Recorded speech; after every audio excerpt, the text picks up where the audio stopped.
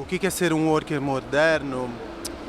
Eu acho que antes de tudo é estar preparado para o nomadismo, assim, é não pensar que o trabalho acontece numa hora fixa, num local fixo. Eu me lembro que quando eu cresci na década de 80 e 90, o trabalho acontecia num espaço e num tempo. Então você trabalhava das 8 às 6 num escritório.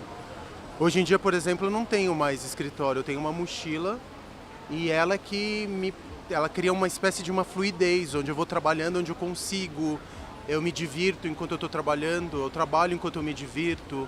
Eu tenho um fluxo que não é mais dividido entre lazer e trabalho, e para isso eu tenho que gostar daquilo que eu faço, né? Para isso eu tive que encontrar um propósito muito claro, para não conseguir mais separar o que é trabalho do que é diversão. Para mim é a mesma coisa. Eu acho que as pessoas que são mais felizes fazendo algo, trabalhando, nem acham que estão trabalhando mais. Não digo daquela coisa meio confúcio de encontre o que você gosta e faça isso que você será feliz para sempre. Não digo isso.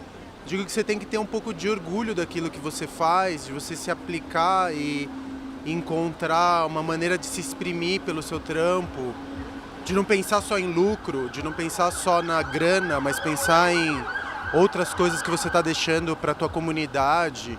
Enfim, para mim o trabalhador do futuro ele vai encontrar esse lugar entre a política, o propósito, a estética de existência, e vai no final das contas ser fluido, vai trabalhar e se divertir ao mesmo tempo.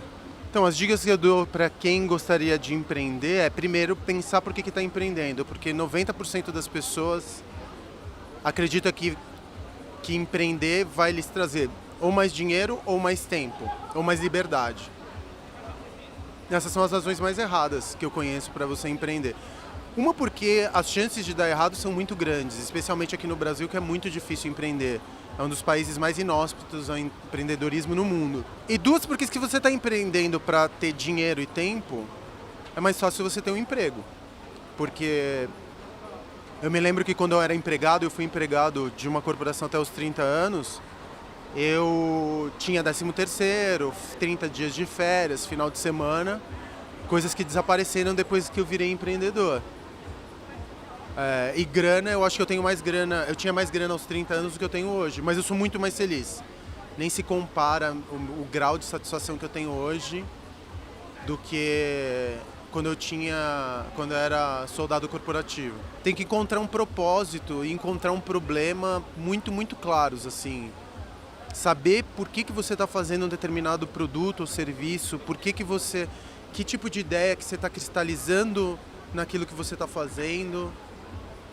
Entender qual que é a razão quase existencial para você colocar alguma coisa a mais no mundo. Sem isso é melhor nem começar. Minha paixão por São Paulo começou quando muito pequeno, eu sou argentino, né? Aí quando eu vim aqui pro Brasil, eu era argentino na década de 80, no auge do conflito futebolístico entre Brasil e Argentina. Então eu não era lá muito bem quisto pela minha comunidade, enfim, pelos outros alunos da escola onde eu estudava.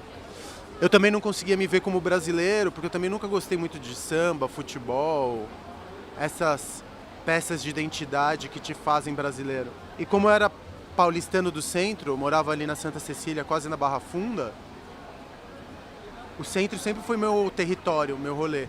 Eu sempre vivi no centro.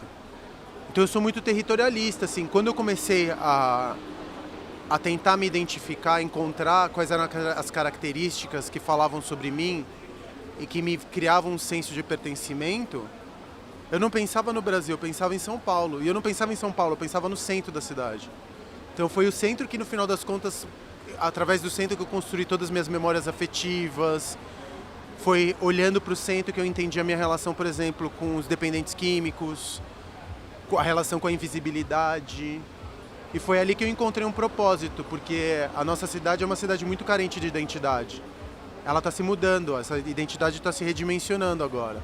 E aí eu falei, quando eu comecei a empreender, eu falei para mim mesmo que eu queria transformar o que era antes invisível em locais visíveis. O Mirante é um bom exemplo. Até 2 anos ninguém sabia da existência do Mirante, apesar de ele estar uma quadra da Paulista. E esse foi meu propósito. Aí não importa se eu estou ganhando ou perdendo dinheiro. É mais fazer alguma coisa que me completa e que um dia eu vou poder mostrar para minha filha e ela vai ter orgulho do que eu faço ou do que eu fiz.